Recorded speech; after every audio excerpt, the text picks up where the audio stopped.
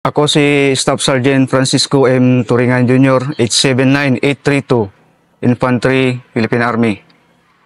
I'm proud member of CSC Class 214-2009, Special Forces Operations Course, Class 135-2016, Basic Airborne Course, Class 109-13.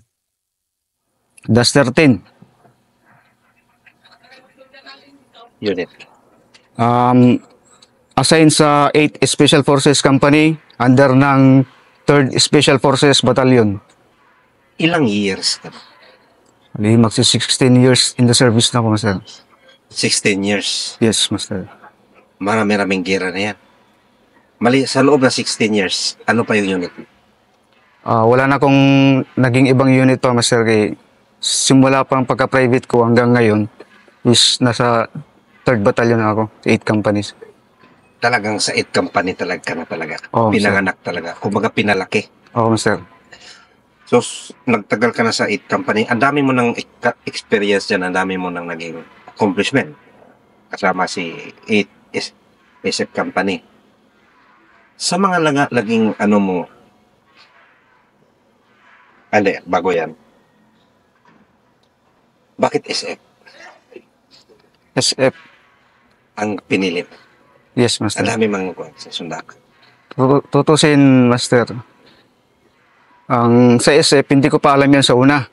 Kasi yung naging kuan ko, para makapasok ako sa sundalo, is SF din. Si Colonel Paralag. So, hindi ko man alam na sa SF yung quota. Ang alam ko lang sa una, Master, is pag nakagraduate ka na sa CS, is okay na. Pero sa CS mo is, kumbaga, organic ka talaga ng SF. Organic talaga ako sa SF. Pero hindi ko alam na ganun nga yung sistema sa SF. Kala ko, pag-graduate ka ng CS, sundalo ko na talaga, wala ka nang kukunin na, hindi mo na kukunin yung mga schooling pa. Nanibago rin ako nun. Kala ko pagka-graduate mo na ng CS, is wala ka ng schooling. Which is mali. Kukunin mo talaga yung 3 sibat na yan. Sige daw, i-explain mo daw yung sibat na yan. Ano yung, para bago ka mag-graduate ng isang special forces, ano yung pagdaanan mo ng mga trainings? Magdadaan ka ng, ngayon may naman, Special Forces Combat Qualification Course. So, bago ka magpatuloy sa SPOC or yung sinasabing Special Forces Operations Course is dadaan ka muna doon sa SFCQC bago ka ilang months din yun? Yung sa amin, Master, is inabot kami ng 8 months sa SFCQC. So, anong tawag sa inyo doon pag graduate ka na doon? Yung kuan ka, Master,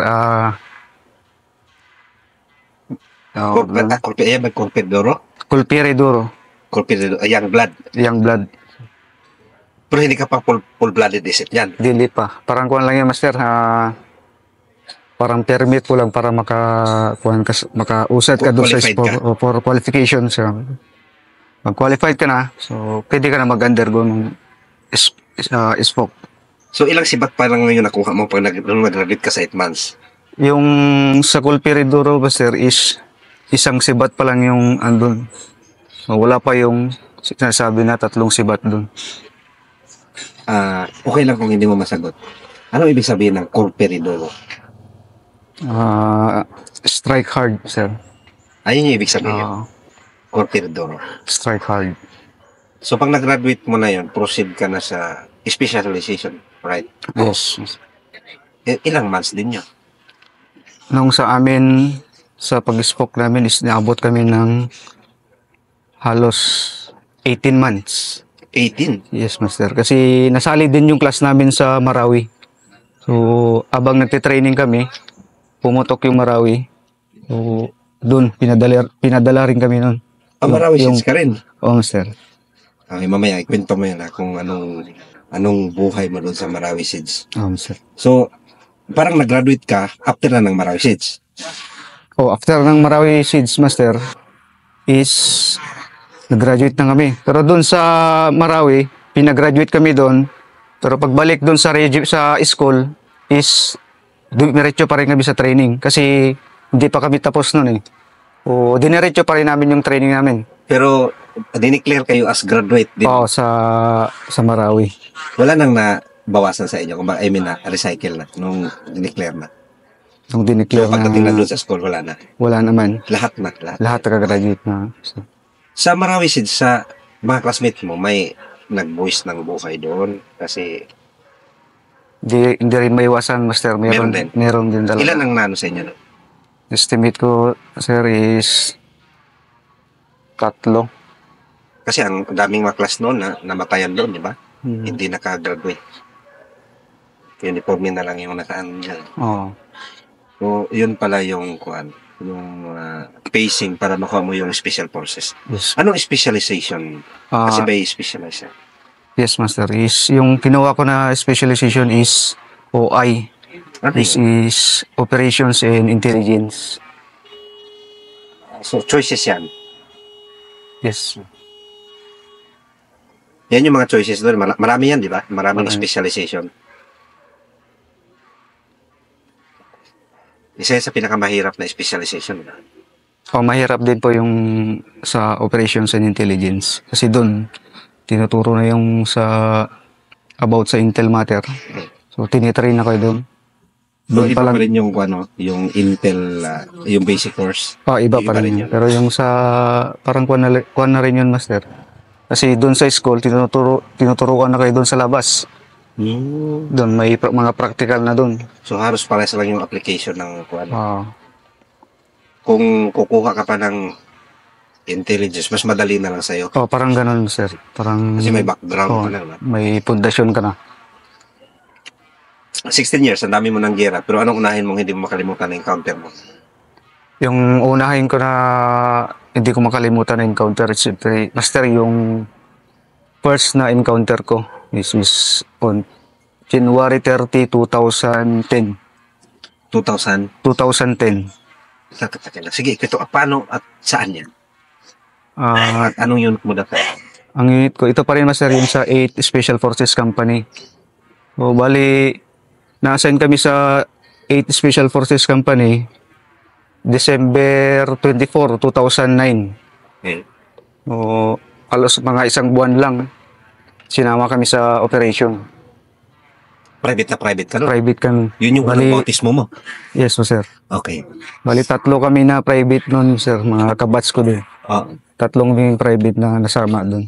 so, kwento mo parang ng umpisa. Ang operation na yun is may composite kami yung Master, na yung mga lumad, mga tinatawag din sila ng mga bagani. Pero mga sundalo yun. Mga former rebel Pero sa atin yun. sa atin na nasama lang sa atin sa Okay. sa lakad. Bali mga 7. Hindi ako nagkakamali, nasa 7 rin sila. Okay. Tapos yun sa amin na isang SF team led by Sir Jesus. So yung operation na yun, Master, is kuhan lang yun. The initial 5 days. Anong info? Kung may info. Ang- Anong briefing? Ang briefing, Master, is yung location ni Commander Jinggoy, or yung tunay na pangalan niya is Zaldi Cañete, is andun sa area. Ayan yung commander noon. Yun yung commander doon, Sir. Sang area yan ulit? Sa area ng Laak, Sir. Barangay Sarmiento, Laak, Compostela Valley. Gaano ka, Kwan? Umaga, ano yung situation sa area, yung panahon na yun, 2000 tagal na nun. Ano yung, Kwan? Gaano sila katindi, yung NPA pa nun? Area ng, Yung naririnig ko kay Kwan, Master, siyempre mga private kami, 1 month pa lang kami na nasa doon sa area. Naririnig ko na yung pangalan ni Commander Jinggoy.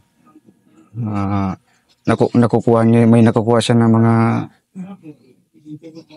siya yung pinaka-notorious doon sa lugar na yan. lugar na yan sa Laak.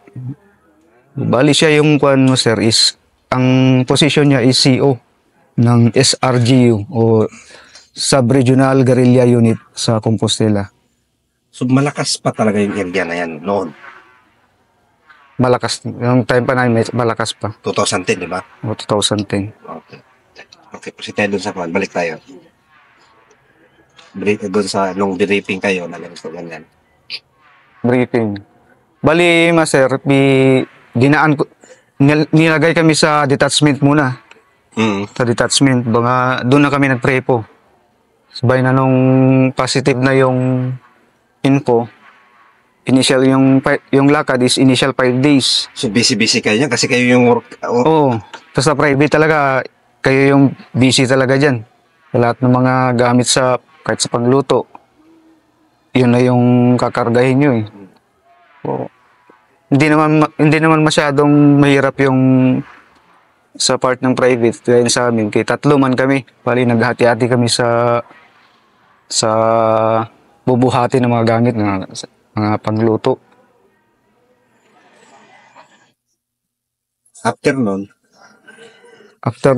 Sir, is January 30 siya nakuha eh, yung encounter. So 5 days. Pang 3 days yung January 30, Master. Bali mga 28. O 28 kami nag-jumble. Hindi ko na masyado maalala yung saan part na detachment kami nag-prepo noon kasi.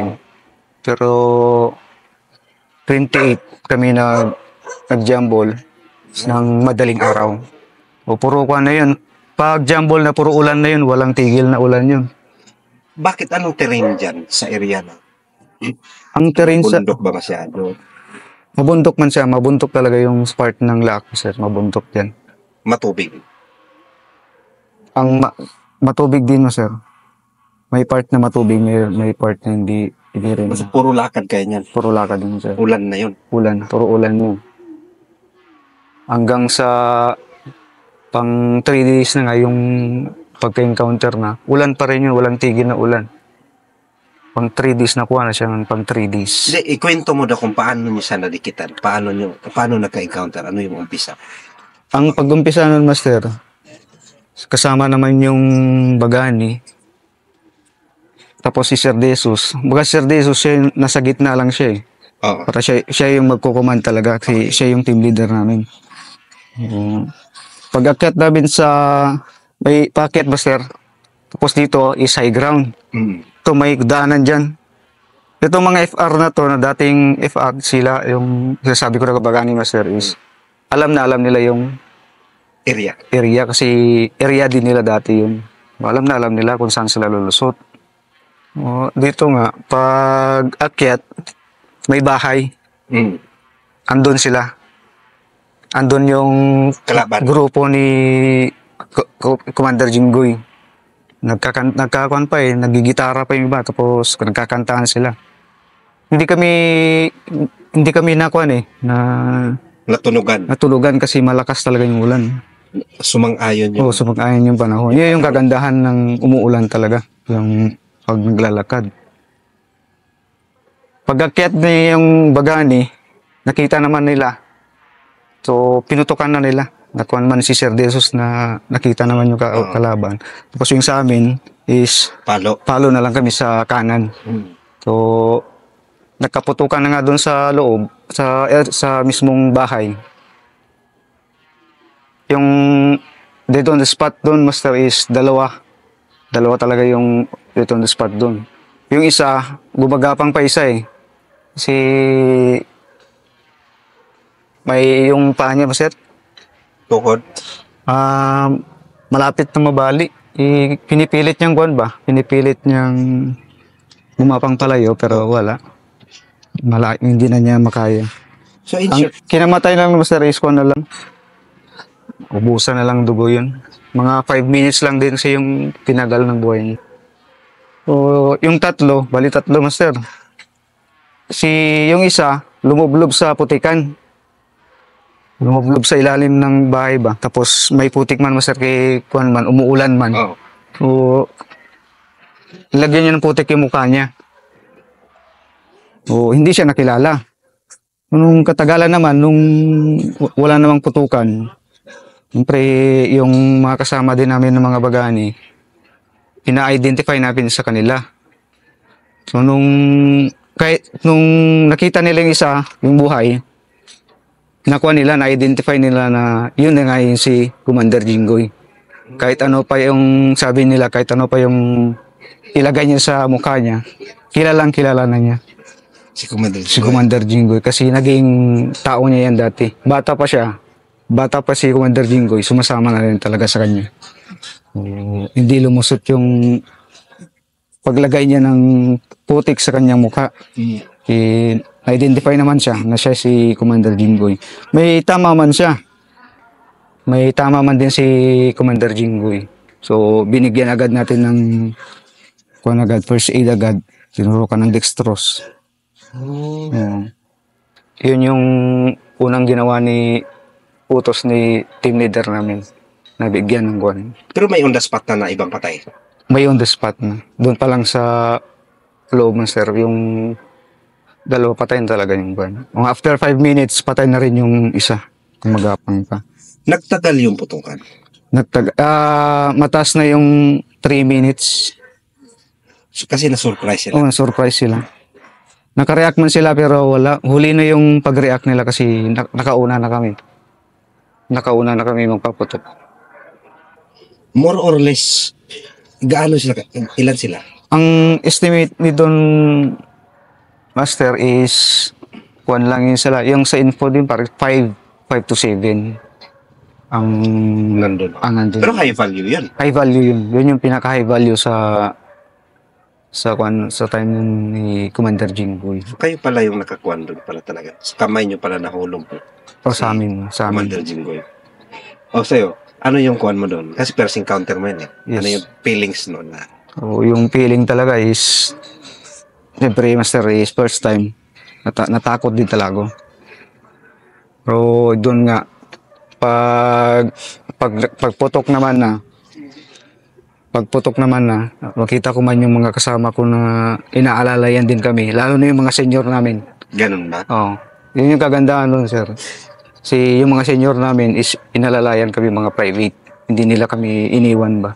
Baga, pinesto pa nila kami kung saan kami. Kung sinabi na ikaw, dyan ka na, huwag ka nang fan. Yun yung kagandahan ng set. Pero ang ganda ng kuan mo, no? Kasi unang encounter mo, ganun na kaagad yung kuan. Yes, Master. Mag-isang buwan pa lang kami. Isang buwan ka pa lang nun. Oo, sir. So, anong after nun, anong ginawa nyo? Nung nagkamot nyo, ginamot talaga. Ginamot na, sir. May ibang tropa man ng SF na nasa blocking.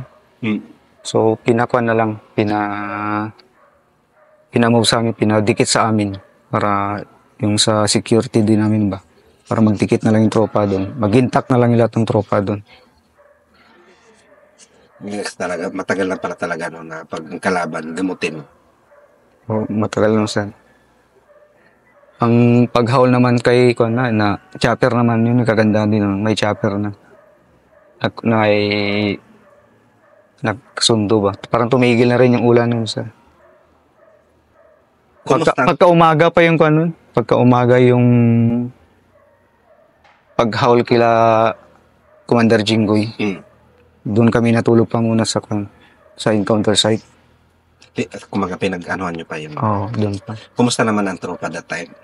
Ang tropa that time sir is yun nga, masaya din kay nakakuha man kami ng ganun na HBT din. High moral din kami. Tinatagal-tagal ni Commander Jinggoy daw doon. O nakuha na siya. Sa tagal na yun. Oo, sa tinagal-tagal. Walang casualty sa inyo? May isa kaming wounded pero slight lang yun na minor injury lang. Minor injury. Minor injury. So yun yung pinakaunang encounter mo talaga? Yes, sir. Yung pinakaunang. Pinalad ka doon sa kwan? Pinalad mo. Tapos next na kwan? Ano yung kasunod mo na medyo madugo rin na karanasan mo rin sa loob ng 16 years? Na encounter lang, sir. Na daanan. Yun yung pinakakuan So pagdadala na nga. So may ano talaga yan, may seminars din talaga sa inyo, mga special forces. Lalo na kasi train na yan sa mga ganun, di ba? Yes, sir. Yan yung kaibahan nyo sa ibang sundalo. Na yung mga kaya nyong i-command, i-control Yes, sir. yung detachment. Kumbaga, kaya nyong saluin yung responsibilidad. Yes, sir. Lalo na sa atin sa EP, di ba? Oo. Napakatindi na kung ako, very ko na yun. Napakagandang accomplishment na yun. Kung nalampasan mo yung pagiging kadre mo at Oo, sir. Lalo, walang lalo pag isang detachment is marami talagang pasaway, yan yung pinakamasakit sa ulo. Kasi, ganun ba? oo, Bakit? lalo na pag hindi na talaga nakikinig, may mga part na ganyan eh. Kasi nung bago pa ako magupo sa isang detachment, marami talagang pasaway. Pero sa ibang kwan yun, ibang unit pa yung nagkuan nun eh, na naghahawak. Hmm. So, nung time na namin, syempre, yung unang kinakausap ko dyan is yung pinaka taas nila sa atin is first sergeant. So, may first ka added sa kanila. So, yun yung unang kinakausap ko. Pinaalam ko kung sino yung mga pasaway, pinalilista ko lahat yan. Yung lahat ng nagiinom. Yan yung unang pinapakuan ko sa kanya. Para maayos ko yung ano, sa loob. Pag alam mo na yung mga pasaway dyan, o dahan-dahanin mo na sila kausapin na ganito. Ganito magiging sanction ninyo kung hindi kayo makinig o magpasaway pa rin kayo dyan. Ganito yung gagawin ko. O partner, dapat medyo may higpit ka rin sa kanila. Kung medyo maluwag din, kakayanin ka nila. Pakita mo na ikaw yung siga dun sa loob. Kasi kung magpalambot-lambot ka dyan sa loob, wala. Ikaw yung kuwan dyan, ikaw yung kawawa. Hindi mo kayang idala yung pangalan ng detachment. Mostly, ano yung common problem ng mga kuha natin na na-encounter mo sa kanila lang? Mga pinoproblema nila. Ang kinakakuan master is kuan, yung may hiniwalayan ng asawa, ganyan, parang hindi niya matanggap ba. Meron din talaga Oo, nila. meron. Pinapaintindi mo na lang na kuan, usapin mo na lang. Hindi pa yung iniwalay ng asawa.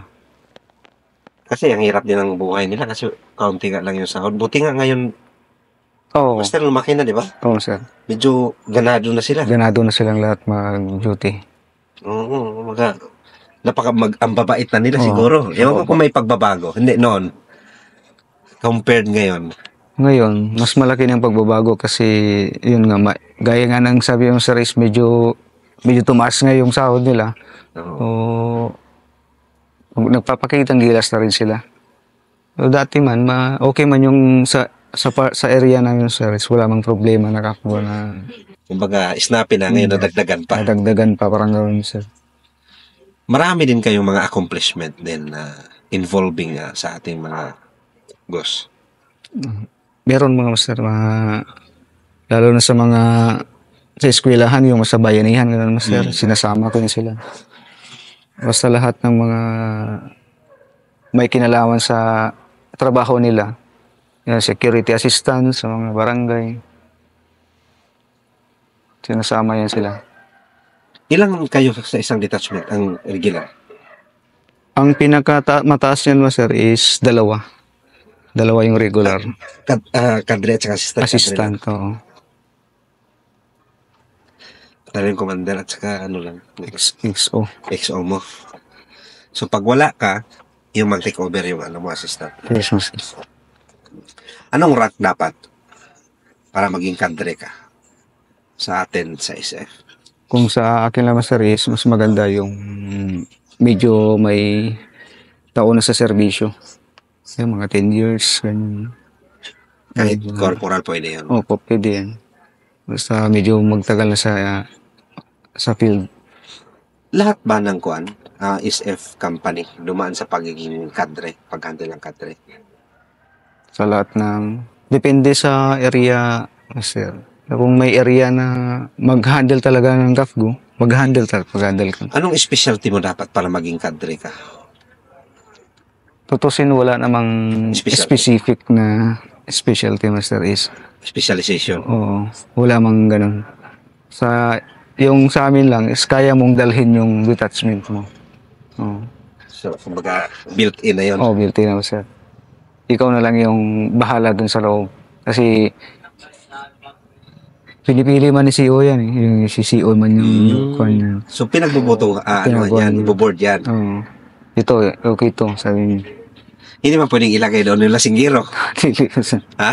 Kahit pa senior yon. Kahit senior pa. So, nasa ano yun pala?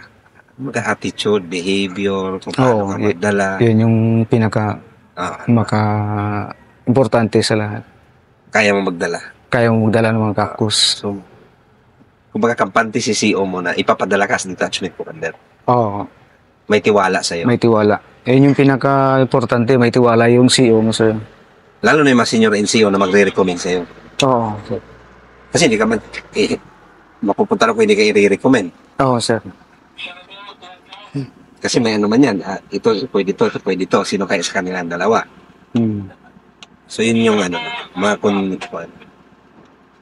So, hindi lahat pala dumaan sa pagiging kadre. Hindi pa lahat, sir. Lalo na kung konti lang detachment, hindi talaga lahat Subok. makakasubok yan. Pero sa inyo, hindi niro-rotate. Niro-rotate man mo, sir. May time na niro-rotate din yan. Para makasubok din. O, makasubok din yung iba. Niro-rotate mo, sir. Para makasubok din yung iba. Yun sa'yo, proud ka ba na nagkadre ka rin? Yes, sir. Proud ako na nagkadre detachment ako. Lalo na, Ma-experience mo yung paano magdala na ng mga kaa. Lalo na taga-ibang lugar ka. Yung Tagalog ka pa, hindi ka masyadong nakaintindi ng mga salita nila. oo. Ang challenge na rin sa'yo yan. Paano mo sila i-handle. Kaya, ayun din, no? Maging maayos yung detachment mo. So, yun yung kuwan talaga din, no? Na iba yung lingwahe mo. Oo. Isang disadvantage pag iba. Mga pa ka talaga, no? Nag-aanuhan sila dyan, tapos, Hindi mo alam kung ano yung sinasabi. ayun pala, pinagpustahan ka na. Iba rin yung kuwan, iba rin yung may angas ka rin na mag-detachment commander, lalo na galing ka Marawi, ang dami mo na experience, di ba? Yes, sir. Medyo, kahit hindi mo nasabihin, medyo may, kumbaga, sumusunod na sa'yo. Oo. Sir. Kung saan kailangan para sundin ka, dapat may Oo, parang resibo ka sa mga ginagawa mo. ganun. Hindi pwedeng wala kang karanasan. Hindi pwede. Kasi wala kang karanasan. Hindi mo talaga Warrior na warrior yun. Ilang encounter rin na daanan dyan. Ano pa? Meron ka pa. Yun na sa akin. Wala na akong... Ayun na lang, sir. Wala mo. ito na lang.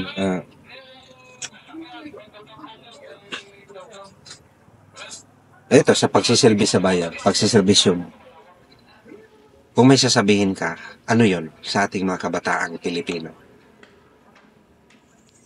Ang pagsiservisyo sa bayan. Bilang isang sundalo, kung may mensahe ka sa ating mga kabataan, civilian, mga nag-aaral, ano yung message mo sa kanila? Ang magiging mensahe ko sa mga kabataan na nag-aaral, lalong-lalo na sa ganitong area, na which is may mga presensya pa ng mga NPA, huwag kayong magpaniwala sa kanila. Si masasayang ang buhay nyo. Mag-aral na lang kayo na mabuti at huwag na kayong papasok. Huwag kayong papasok sa mga NPA. Masisira ang buhay nyo. May mga patunay naman tayo na may mga estudyante talaga na pumapasok. mali yung mga desisyon. So, pag-isipan mabuti yung mga magiging desisyon nyo sa buhay. Kasi kayo nga, nag-aaral kayo, pag makapagtapos kayo, makahanap kayo ng magandang trabaho. O, ang number one magiging proud dyan is mga kapatid nyo. Lalong-lalo na yung mga parents nyo. O, yun lang sa akin na tandaan mabuti na huwag magpalit lang sa NPA. Sa mga gustong magsundalo. Sa mga gustong magsundalo, lalong-lalo na sa gustong mag-SF, number one, magpalakas. Huwag mo nang mag-bisyo-bisyo.